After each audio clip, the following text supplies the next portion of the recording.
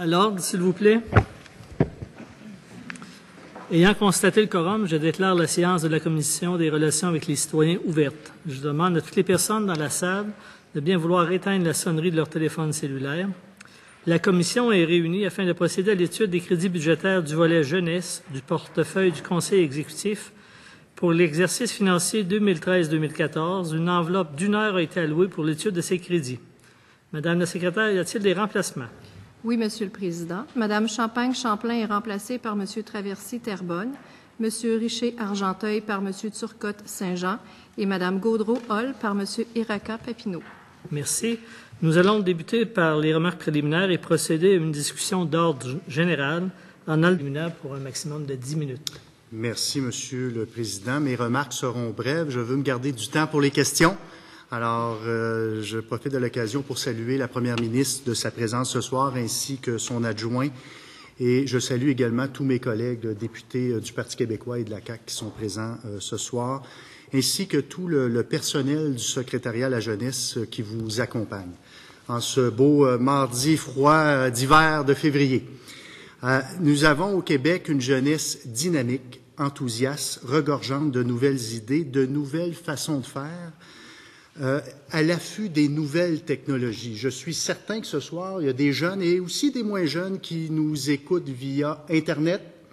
Il y a certainement également des gens qui sont en train d'écrire des messages sur Twitter en ce moment et qui disent « Les crédits sur la jeunesse, ça se passe et c'est maintenant ». Je suis certain que si j'ouvre mon téléphone, je ne l'ouvrirai pas, Monsieur le Président, inquiétez-vous pas, si j'ouvre mon téléphone intelligent, il y a déjà ce soir actuellement des messages sur Twitter. Alors, c'est important d'être à l'affût des nouvelles technologies pour aller rejoindre le plus de gens possible. À la maison, au travail, partout, c'est la nouvelle façon de faire et c'est comme ça qu'on va pouvoir informer les gens, les citoyens du Québec. Il faut être à l'affût aussi d'une chose extrêmement importante face à la jeunesse, c'est le fait de dire la vérité. Je pense que ce thème-là, le thème de la vérité face à la jeunesse, est très important. Et là, je fais un lien avec le sommet sur l'éducation. De promettre d'aller décrocher la Lune aux jeunes en disant que tout est gratuit, tout va se payer comme par magie, pour attirer un capital de sympathie partisan, c'est de créer un lourd héritage à la jeunesse. Pas nécessairement celle qui est là, mais celle qui va succéder la jeunesse actuelle, mes enfants, les enfants de plusieurs parents, de Québécois et de Québécoises, dans la trentaine, dans la quarantaine, qui ont de jeunes enfants, vos petits-enfants, Madame la Première ministre. Alors, c'est important de se dire les vraies choses et de ne pas faire en sorte qu'on dit des choses à notre jeunesse pour s'attirer un capital de sympathie éphémère. Je pense qu'ils veulent savoir, c'est la vérité.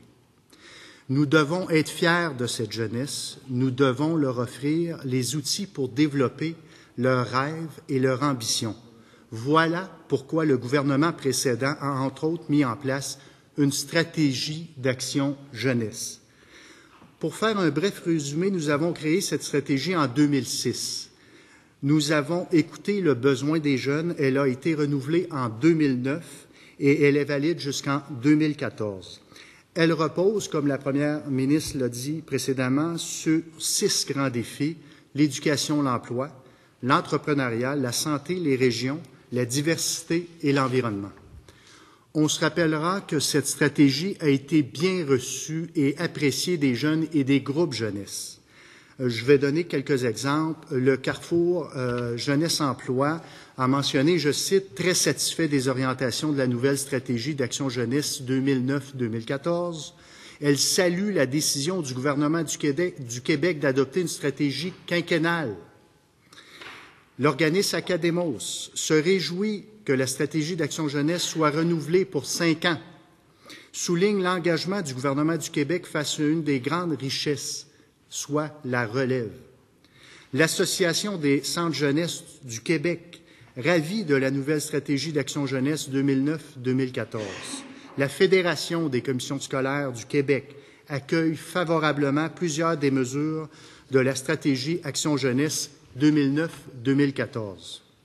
Évidemment, le temps me manque pour nommer davantage d'organismes, mais vous me permettrez de saluer tous les partenaires de la stratégie Action Jeunesse qui nous écoutent sûrement sur Internet. Et je tiens à souligner qu'ils font un excellent travail, un travail exceptionnel, qui crée de l'emploi, qui aide pour le démarrage de nouvelles entreprises, qui aide à soutenir les jeunes entreprises qui ont déjà démarré, qui favorise l'insertion sociale, qui accompagne les jeunes pour la recherche d'emploi. Je tiens à rappeler que cette stratégie a été mise sur pied sans partisanerie. C'est important de le dire, avec une grande collaboration dans le but de soutenir notre relève. Aujourd'hui, je vais m'intéresser au renouvellement de cette stratégie puisque 2014, vous conviendrez avec moi que c'est juste à nos portes. Il faut être prévoyant dans ce dossier aussi important que la jeunesse. Ce sont eux qui vont diriger le Québec demain. Ce sont eux qui vont être assis ici à titre de politiciens et qui vont faire des études de crédit. Alors, il faut être prévoyant, très prévoyant dans le dossier jeunesse et j'ai l'intention d'aborder mes questions dans ce sens. Merci beaucoup, M. le Président. Merci, M. le député. J'invite maintenant la porte-parole du deuxième groupe d'opposition en matière de services sociaux et député d'Arthabasca. Vous avez droit à 5 minutes de remarques préliminaires. Monsieur le Président, si j'acceptais votre invitation de faire des remarques préliminaires, il me resterait 1 minute pour poser une question et obtenir une réponse à Mme la Première ministre. Donc, je vais décliner l'invitation pour avoir du temps pour faire un court échange avec Mme la Première ministre. Merci, Mme la députée d'Arthabasca. Je suis maintenant prêt à reconnaître une première intervention de l'opposition officielle. Monsieur le député de Papineau, la parole est à vous. Je tiens à préciser que nous avons seulement 1 heure. Lorsqu'il va rester 2 minutes à votre temps, je vais vous indiquer et nous allons être très stricts sur le chronomètre. Monsieur le député de Papineau. Merci, Monsieur le Président. Madame la Première ministre, j'ai remarqué dans les renseignements que vous nous avez fournis qu'un rapport de mi-étape de la stratégie d'Action Jeunesse a été l'objet de révisions linguistiques et de graphismes. Je comprends donc que ce rapport était prêt à être dévoilé. Pourtant, il est introuvable, même aucune trace sur le site Internet du rapport mi-étape de la stratégie jeunesse. Première ministre. Oui, merci. On me dit au secrétariat qu'il est complété, le rapport, et qu'il devrait être mis en ligne très bientôt. Hein, il est finalisé, donc il n'a pas d'intention de retenir l'information. Peut-être ajouter une phrase compte tenu de vos remarques préliminaires. J'ai beaucoup apprécié le fait que vous mentionniez qu'effectivement, on a essayé on essaie toujours de ne pas faire de partisanerie, mais parfois on s'enflamme un peu. Mais il reste que la stratégie jeunesse a réussi généralement à rallier les gens de l'Assemblée nationale, peu importe leur formation politique. Et moi-même, d'entrée de jeu, je rappelais que la stratégie jeunesse qui a été adoptée par le précédent gouvernement était une stratégie qui a donné des résultats, et je le soulignais, et non seulement elle a donné des résultats, mais parce que nous voulons prendre bien le temps de préparer la prochaine stratégie jeunesse, nous allons la prolonger d'1 an. Surtout quand on arrive comme au gouvernement et on pense que ça vaut la peine de faire le travail qu'il faut pour y arriver. Donc, nous allons prolonger cette stratégie jeunesse pour la prochaine année. Voilà. Mais quant au rapport, il n'y a pas de rétention de notre part. On va le mettre en ligne aussitôt qu'il est... enfin, il est à toute fin pratique finalisé, c'est ça que je comprends, puis on va le mettre en ligne. Il y a encore un petit peu de... Il est terminé. On va le mettre en ligne. OK.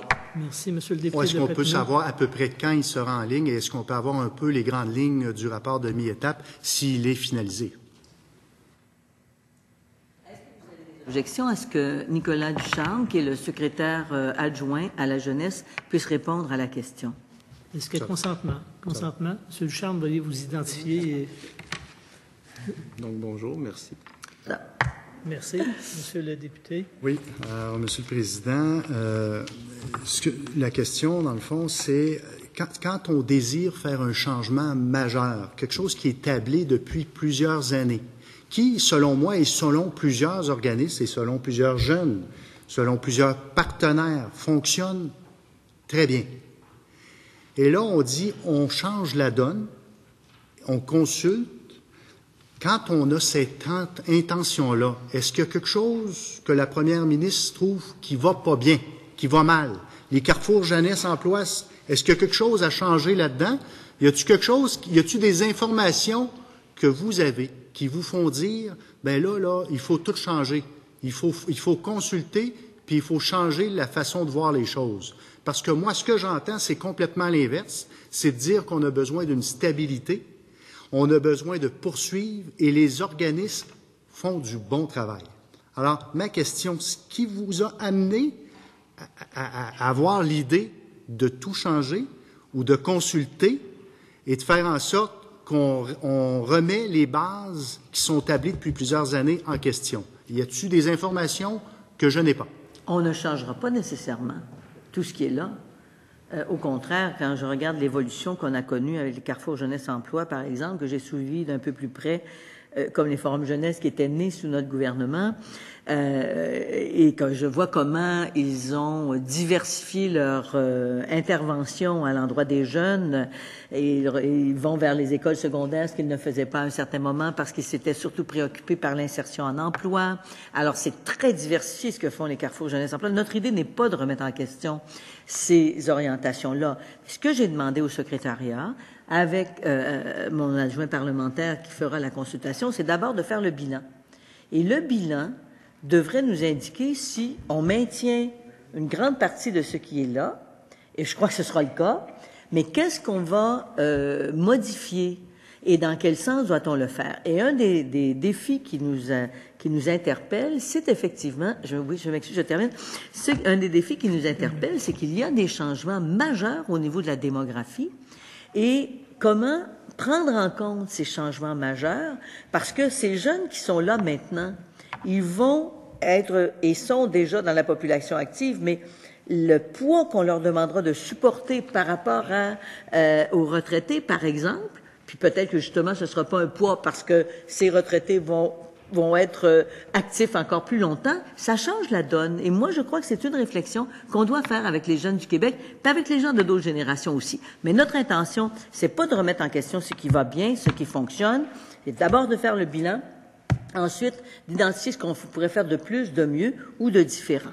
Alors, c'est comme ça qu'on va procéder. Merci, Monsieur le député. Il vous reste 1 minute. 1 minute. Alors, Monsieur le Président, alors le bilan, simplement pour dire, et ça va être une question et remarque en même temps, le bilan, vous l'avez, Madame la Première ministre, dans le rapport de la mi-étape qui n'est pas sur Internet et que personne n'a vu.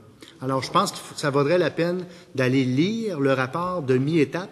C'est à ça que ça sert. Quand on met des bases et qu'on dit on fait un plan quinquennal, mais on s'assure que dans ce plan-là, il puisse y avoir des rapports de mi-étape ou aux 3/4 de l'étape et à la fin de l'étape, c'est justement pour avoir un suivi. Quand on parle de plan quinquennal, on ne dit pas aux gens, vous avez carte blanche, on se reverra dans 5 ans. On dit aux gens, écoutez, on va faire des rapports de mi-étape, on va se rasseoir ensemble. Alors, je trouve qu'il n'y aurait rien qui aurait pu empêcher le gouvernement en place de reconduire pour 5 ans la stratégie jeunesse et d'y aller avec des bilans mi-étape sans imposer de stress ou d'attente pour les organismes qui sont en place. Merci, Monsieur le député. Je cède maintenant la parole à Madame la députée Tabasco pour 6 minutes 20 secondes. Merci, Monsieur le Président. Je profite, je vais prendre un petit 30 secondes pour saluer tous les gens qui sont ici, l'équipe de Madame la Première ministre et tous les gens qui s'occupent de jeunes. Sur division, la Commission ayant accompli son mandat ajourne ses travaux sine die. Merci et bonne soirée.